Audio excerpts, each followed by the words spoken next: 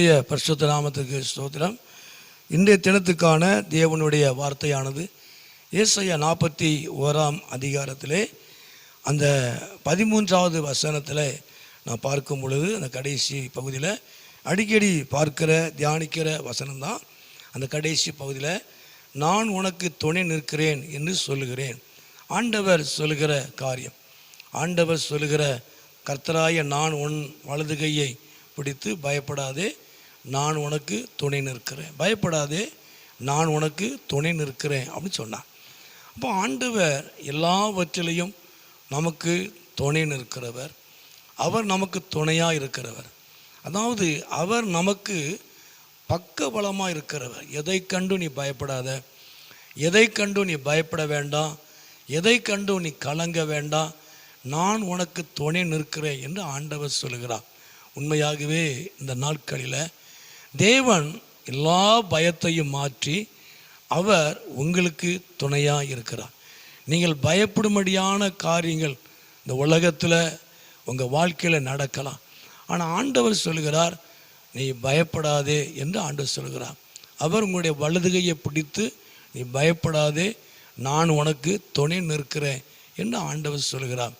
அவர் உங்களுக்கு இந்த நாட்களில் அவர் உங்களுக்கு பக்கபலமாக இருப்பார். அவர் உங்களுக்கு துணையாக இருந்து அவர் உங்களை வழி நடத்துவார். ஆனால் 3 காரியம் அதுக்கு மேலே முந்தின பகுதியில் வாசிக்கிறோம், அந்த 11-12 வாசிக்கிறோம்.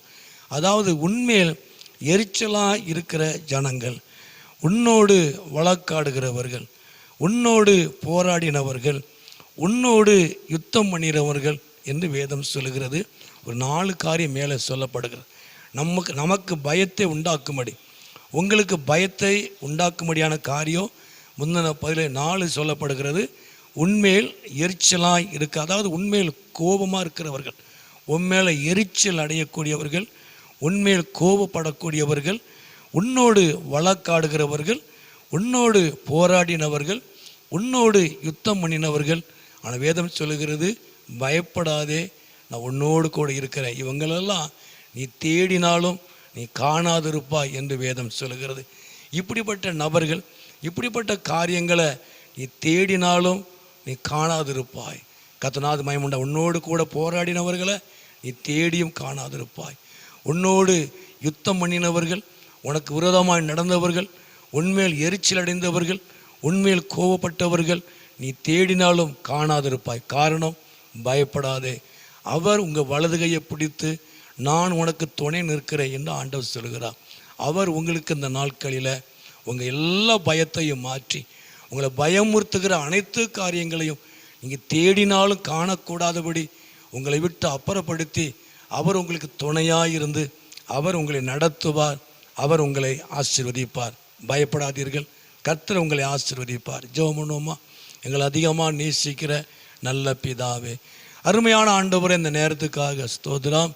ஆண்டவரே, பயப்படாதே என்று சொல்லி வலது கையை பிடித்து நான் உனக்கு துணை நிற்கிறேன் என்று சொன்னீங்க. ஆண்டவரே, உண்மையாகவே இதை கேட்டுக்கொண்டிருக்கிற ஒவ்வொரு பிள்ளைகளையும், ஒவ்வொரு பிள்ளையுடைய குடும்பங்களையும் கர்த்தர் ஆசீர்வதிங்க.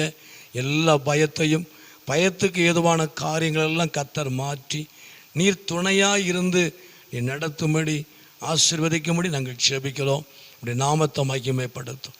இயேசுவின் நாமத்தில் ஜெபிக்கிறோம் நல்ல பிதாவே. ஆமேன், ஆமேன்.